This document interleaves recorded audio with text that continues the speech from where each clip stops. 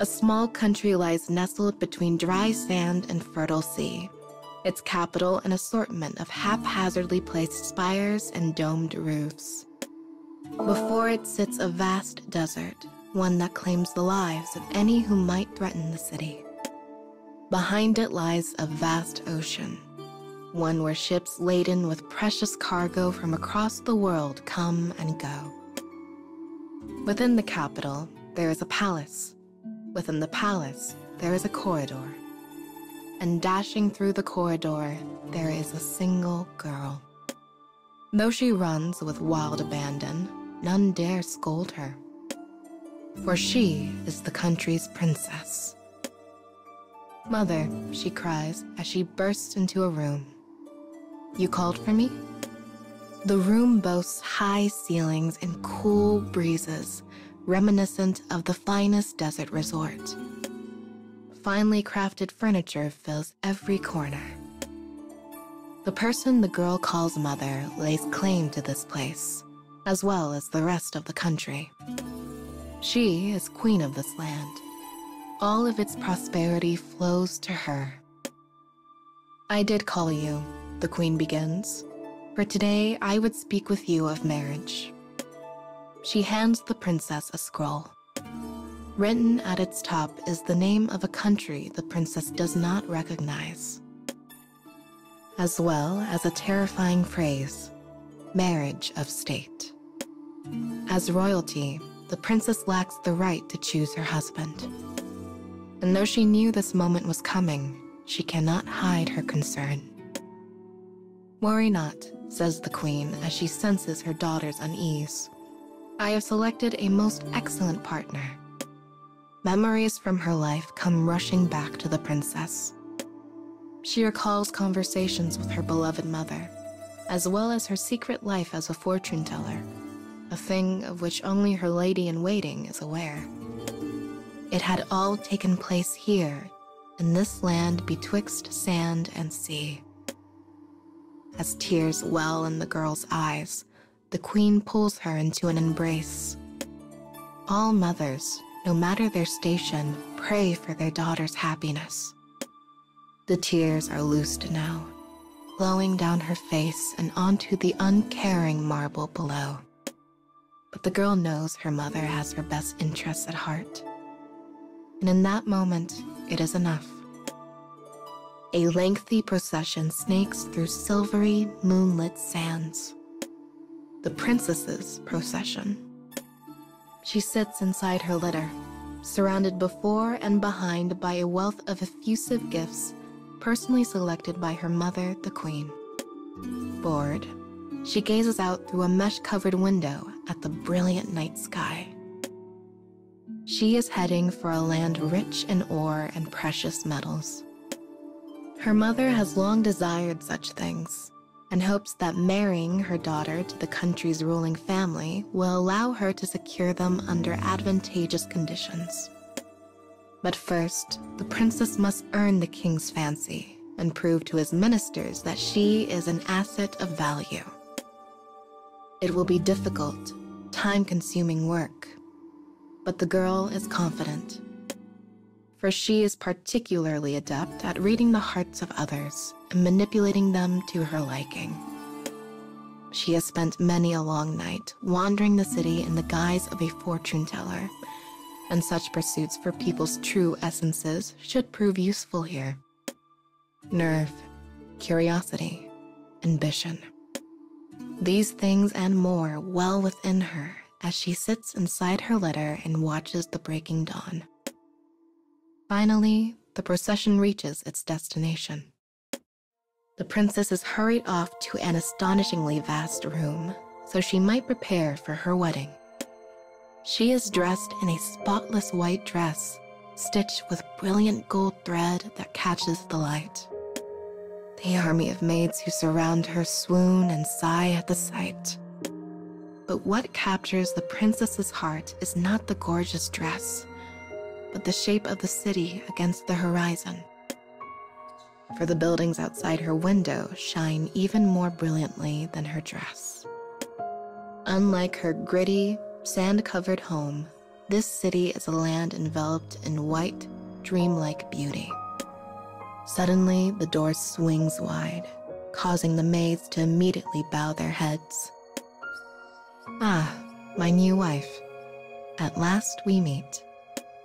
The princess looks up to see a handsome, bearded man in the prime of his life.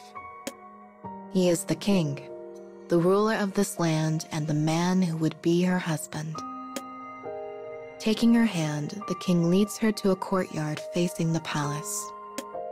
Waiting there is a large, portable shrine, as well as a sea of citizens. "Welcome to our nation," says the king, as the people burst into a raucous cheer. Dancing petals fill her vision. Music swirls around her. In every corner of the courtyard, people are drinking and dancing with wanton abandon. "Hail the new queen! Long life to our new queen! Pray look this way, queen." Princess and king sit in the portable shrine as it begins slowly making its way down the crowded city streets. Today, the girl begins a new life in this dazzling land, a place where everyone receives her with warmth and grace. Any doubts she harbored about earning the love of the king and his people quickly fall away. She will give her life to this land, for her mother's sake as well as her own. She will live with the handsome king beside her and do all she can to see her new people happy. With a small nod, she makes peace with her decision. "Attention, everyone," cries the king suddenly. "It is time for today's entertainment." The mood of the people immediately turns from excitement to frenzy. With one hand still gently grasping the princess's own, the king receives an axe from one of his retainers. The polished blade reflects the sunlight. The worn handle is blackened with dirt. "What are you going to do?" asks the bemused princess. "It is time you learned how we enjoy ourselves in this land," he responds. Together, they step down from the shrine and into the sea of people. He swings the axe. Once, twice, again. With each swing, a citizen's head soars away into the air, followed by a brilliant fountain of blood. The princess hears no screams, no panic. All is naught but blood and fevered cheers. The brilliant, unspoiled plaza is soon dyed the deepest crimson. The princess's beautiful white dress is bright vermilion. She screams then, a sound lost amidst the revelry. "Onward, my queen," cries the king as he leads her through the crowd swinging his gore-soaked axe. Whether she follows him by choice or force is a question she cannot answer. Her every movement is greeted with a shower of blood, one more step along the path of a wedding most bloody. She suddenly feels her carefully crafted plans wither and die inside her. Those she had manipulated in her life were normal people, easy people, the type who might come to a fortune teller for advice. But the handsome king she is to marry is something altogether different. He is a man cruel beyond all measure, a man whose senses have abandoned him. And as the people of this mad king eagerly die before him with grins plastered across their faces, the princess can only look on in horror.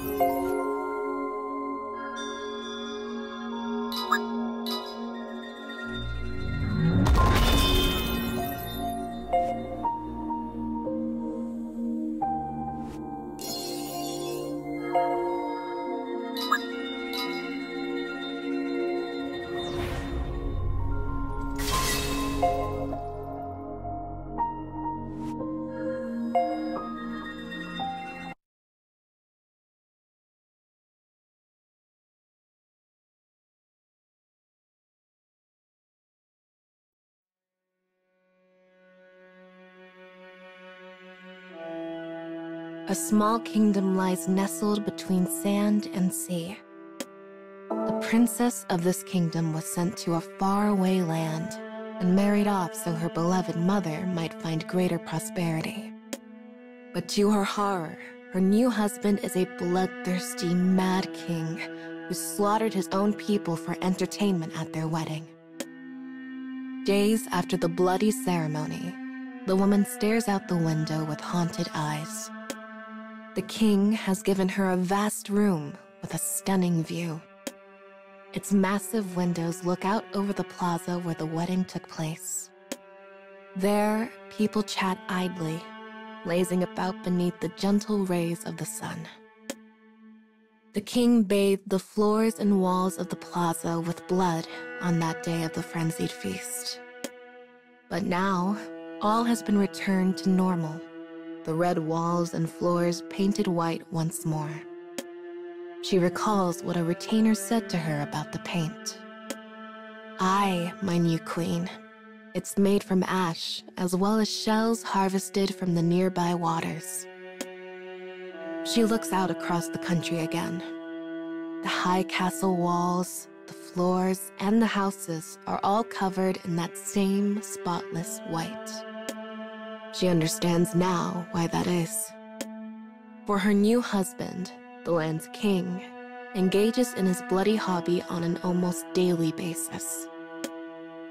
She tears her gaze away from the plaza, ready to enjoy a quiet moment to herself. But her reverie is interrupted by the pealing of a bell. It rings once, twice, a third time.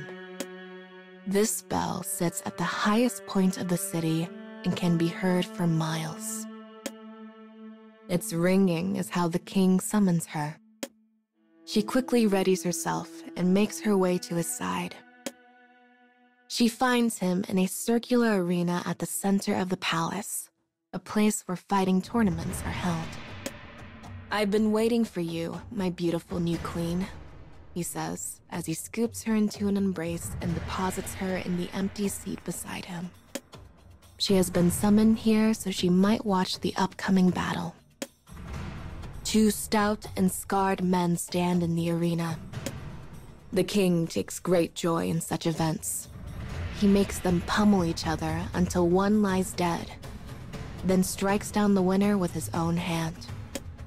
But the woman cannot revel in such an abattoir, and so looks away. Her eyes alight on a spire that stands outside the palace. Blood clings to its sides like thick honey. The day prior, the king had amused himself by gathering people at the spire while he skewered criminals atop it. Even the worst slavers and criminals would find such acts unthinkable in the princess's homeland. But here, they are commonplace. Games, even. He is mad, she thinks. He is utterly mad. How did he possibly trick my mother into accepting this marriage? Without warning, the king gently squeezes the princess's hand, leaning his handsome face close to her own. "I hope you are enjoying the game," he whispers into her ear. Such games are naught but means to toy with the lives of others. Whenever he indulges himself in one, he calls her to his side.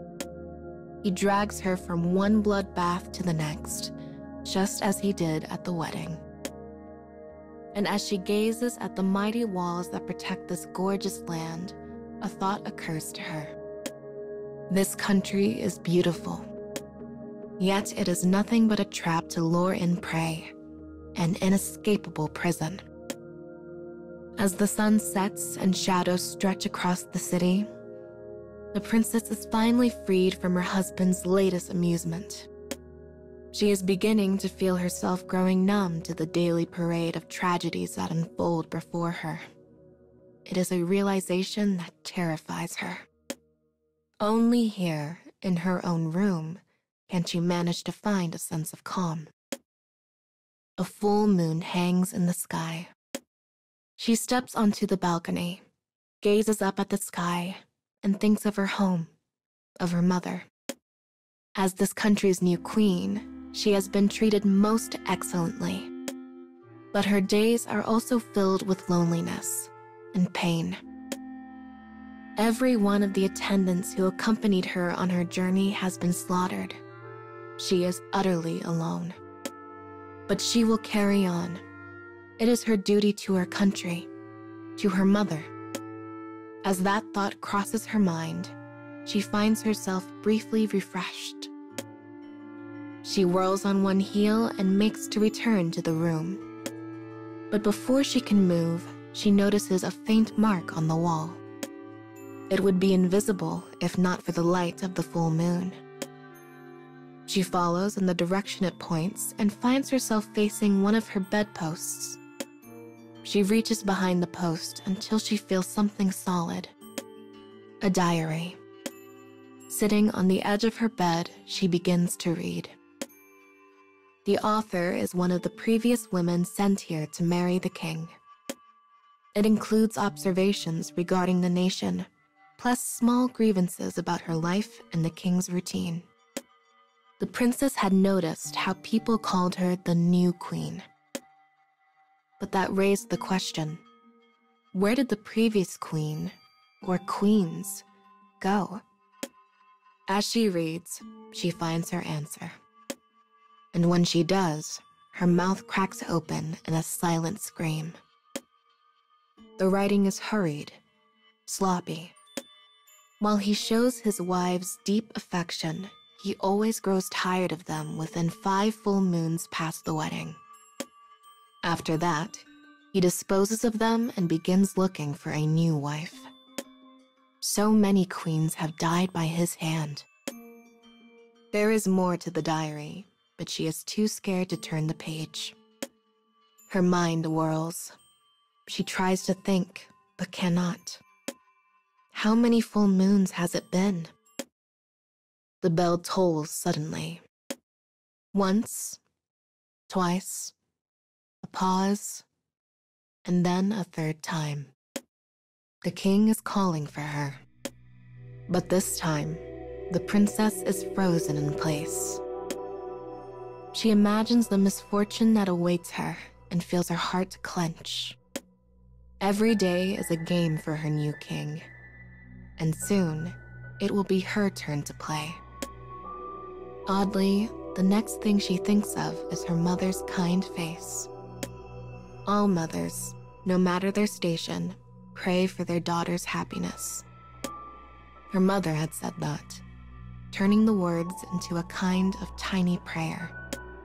A prayer that she might be happy in her new life, even if it was a marriage not of her own choosing. She does not wish to break her kind mother's heart by dying in a foreign land. For she knows her death would bring her great sadness. I must return home alive. I must see my mother again. And so she quietly makes up her mind to escape her new country and to escape her king.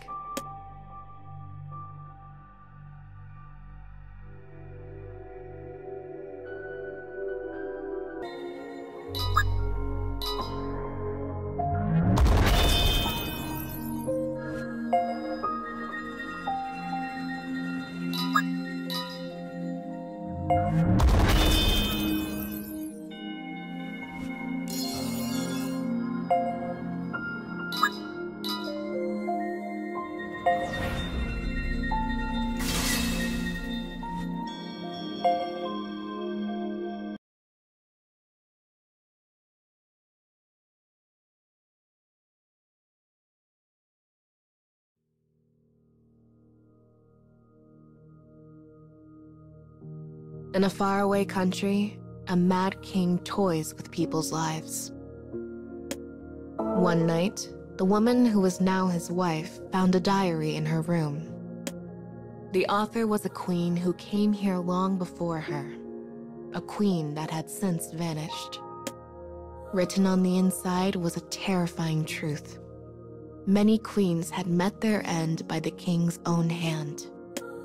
This is why the woman knows she will soon fall victim to her husband's madness. The way you wield your sword is simply beautiful, my darling, You enchant me." With a smile, she grasps the king's hand, clutching it as she showers in the blood of her subjects. Her words prompt the king to adjust his grip as he mows through another group of people. She found a truth in the old diary. After 5 full moons spent with his new queen, the king will grow weary and dispose of her.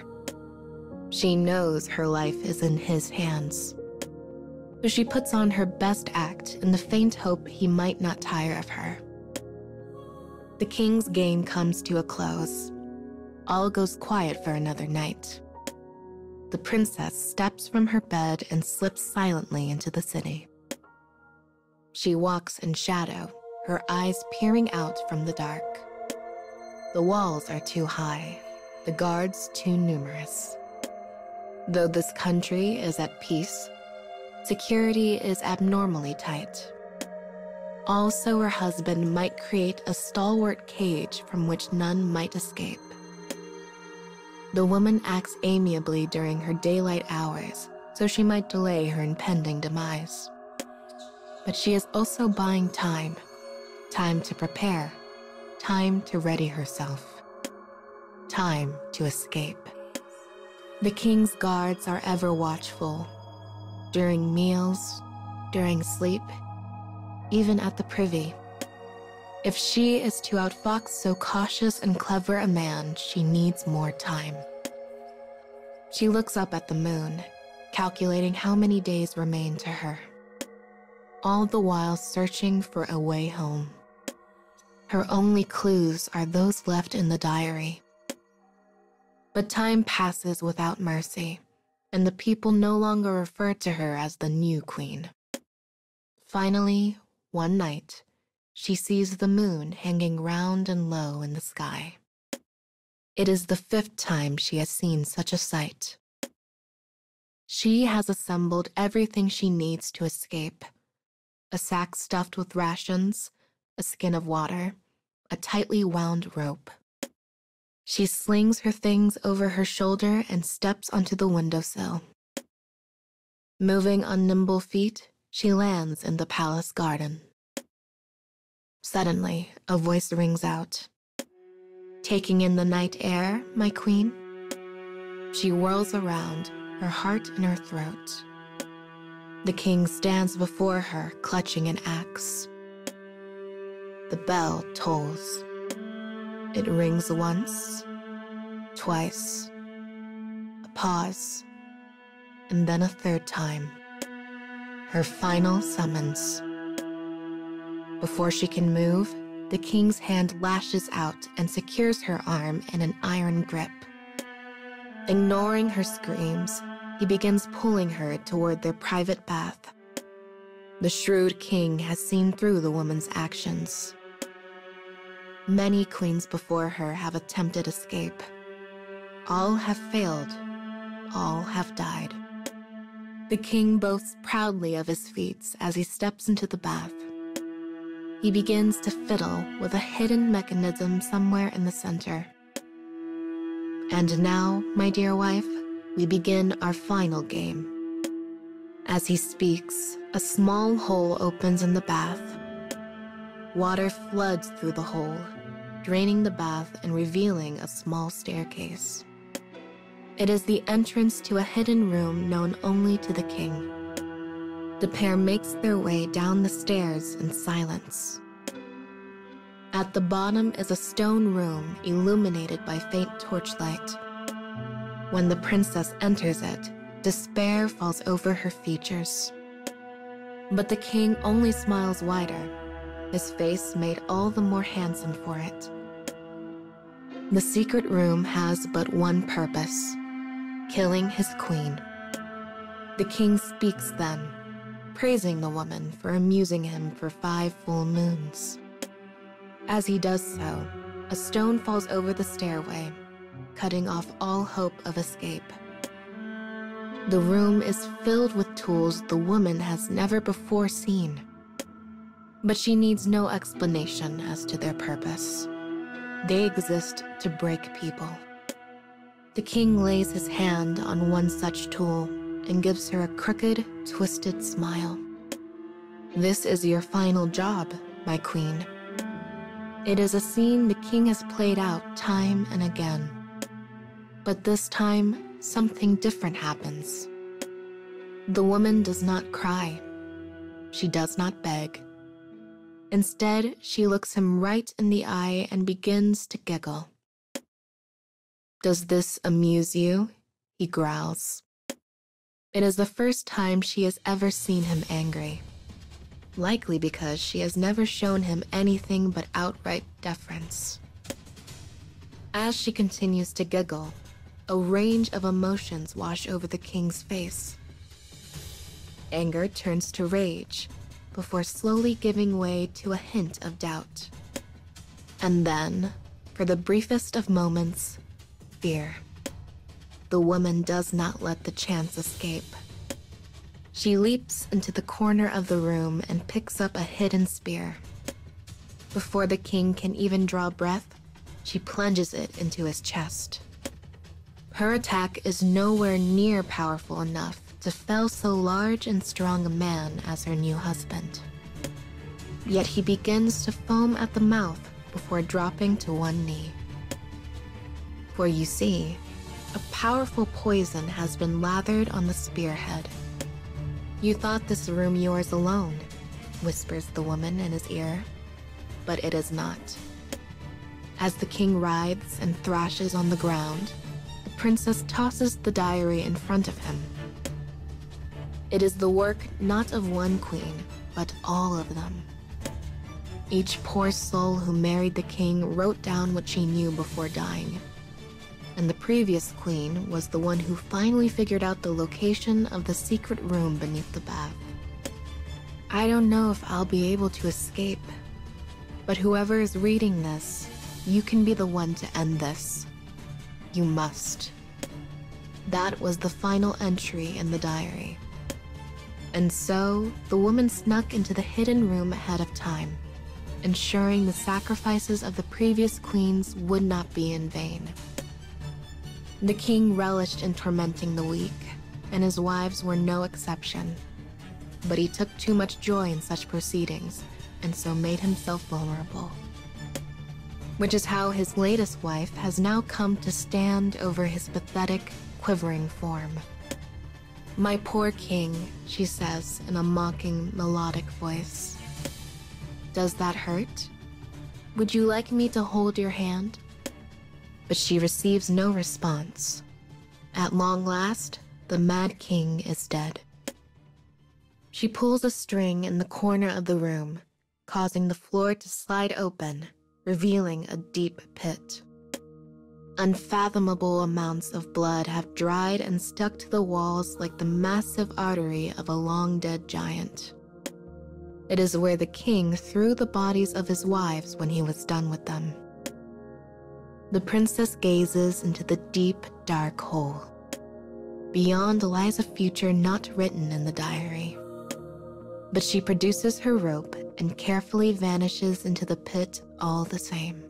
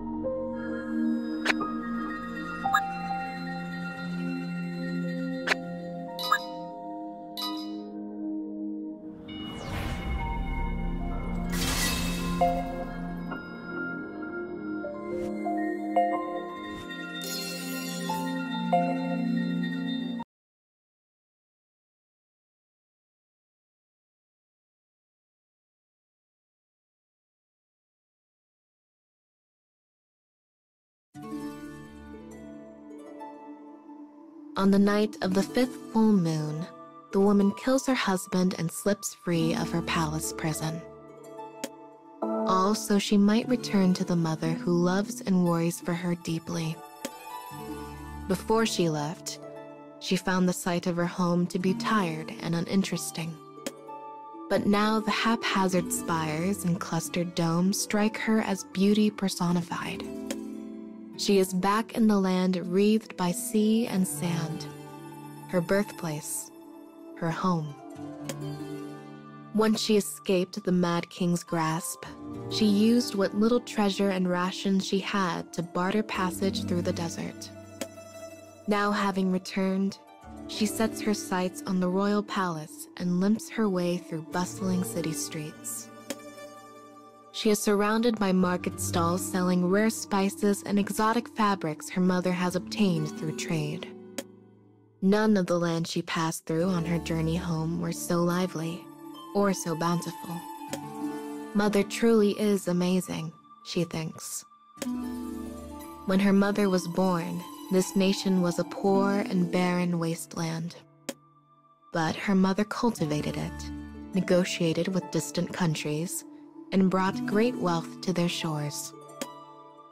The palace is close now, so close. Though she passes many citizens on the street, none realize she is the princess. The scent of blood and decay hangs all around her. Her body is coated in dust. All who see her turn away in disgust. She is nothing to them, some filthy beggar, some wretch. But she cares not, because she is alive. That truth is all that matters now. As she walks the palace's unending corridors, retainers and maids look at her with varying expressions. Some regard her with curiosity, some show relief. But mostly, what she sees is shock. Mother. Her hoarse voice sounds for the first time in ages as she bursts into her mother's room and collapses on the floor. Just as when they first spoke of marriage, her mother sits at the far end of a long table. She is queen. The room belongs to her, as does the country. When the princess sees her mother's face, relief floods her heart. Ignoring the pain of her parched throat, she begins a rapid-fire retelling of how she escaped the Mad King. Once she finishes her breathless tale, she gives her mother a smile and waits for her own in return. But it does not come. Instead, there is only disappointment. It is a wholly unexpected reaction, one which causes the princess to reel. "Why did you come back?" asks her mother softly. The princess blinks, befuddled. She thought her mother would be delighted to see her. She thought she would sweep her up in her arms and offer words of gratitude for the daughter who risked all to make her happy. "I cannot be happy if you are not happy," says the queen coolly. "So I needed you to be happy in your new home, no matter what." As the princess tries desperately to still her reeling mind, she stops and takes in her surroundings. Uncountable maids and servants flit to and fro through the palace corridors. They carry precious timber, rare spices, great bolts of silk, materials used for funerals. Her mother sinks low in her chair and gazes into space for a moment before continuing. "Of course the Mad King tried to kill you. He kills all his wives. But since you've come back, I suppose there's little use for..." She trails off and waves a hand in the air. "All of this." She claps at a nearby retainer, who bows and awaits instruction. "Cancel my daughter's funeral and do it now. Do you have any idea how much this is costing me?" The maids and servants immediately stop setting up the funeral trappings and begin tearing them down instead. But why? Before the princess can ask the question in her mind, the queen tells her everything. The Mad King's country, while mostly insignificant, holds great quantities of ore and precious metals. In exchange for a share of those resources, royal families the world over send their daughters there to be sacrifices. Her mother has known this since the day the princess was born. She waited years for her daughter to come of age, so she could send her off to be slaughtered. All this was done so the country she built with her own hands might become even more powerful, so she might obtain the future she envisioned for herself. But the princess is both clever and pragmatic, and she accepts this new reality far faster than most. Her mother has not betrayed her. Oh no. For one cannot betray a thing they were never loyal to in the first place. The princess slowly closes her eyes. She wavers in place, noting dimly how her body hurts in ways she never imagined it could.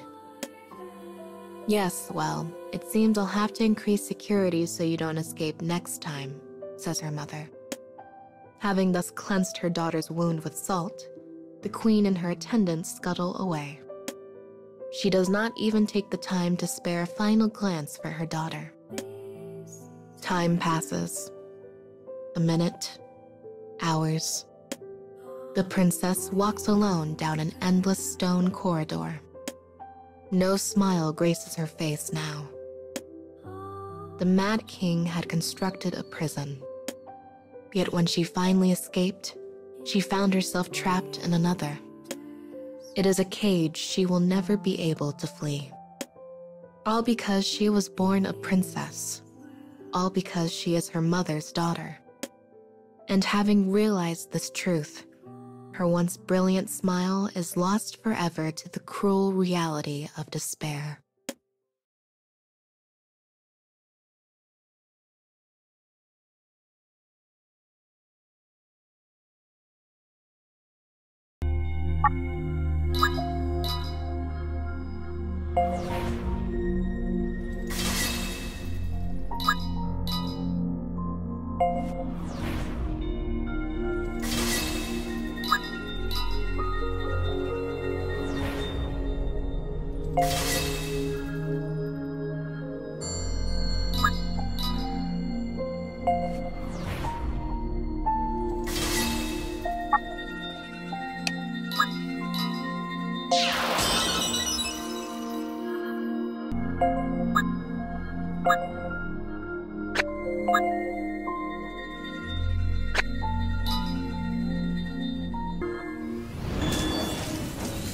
Prepare to beg for your life.